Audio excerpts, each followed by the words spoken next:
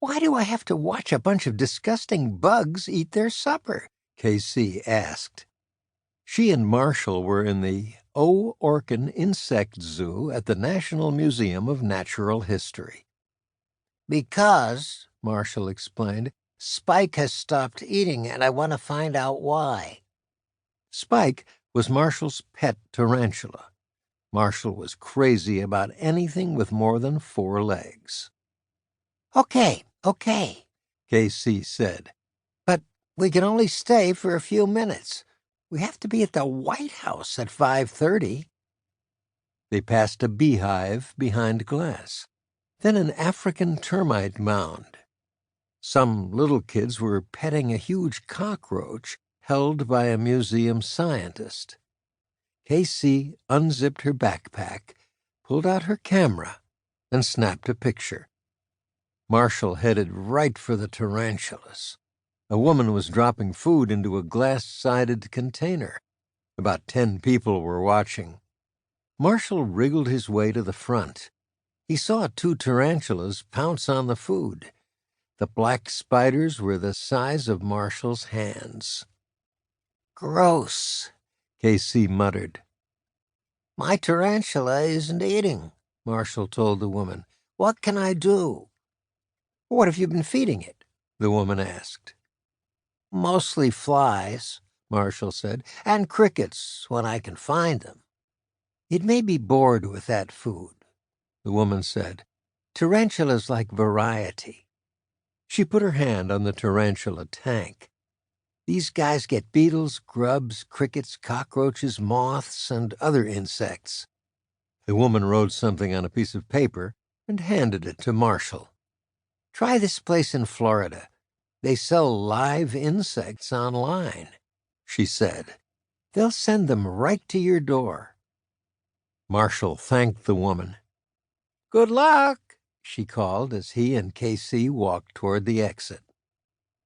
"Well, that was just super," Casey said in the elevator. "I may never eat again." Marshall grinned. "Spiders have to live too," he said. "What would the world be like without them?"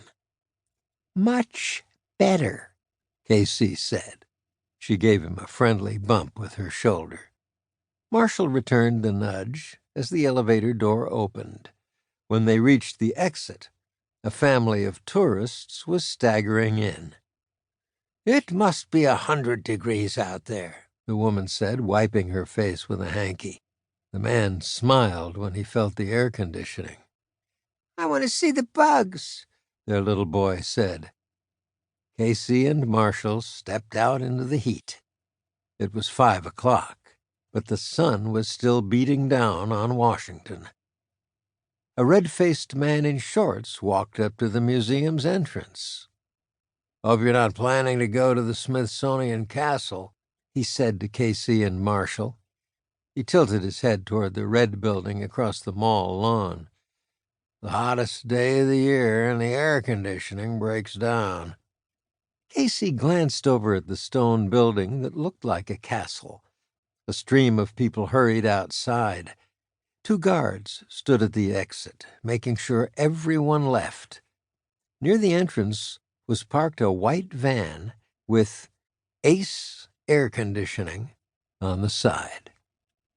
"They sure don't look happy," Casey said as they headed for Pennsylvania Avenue.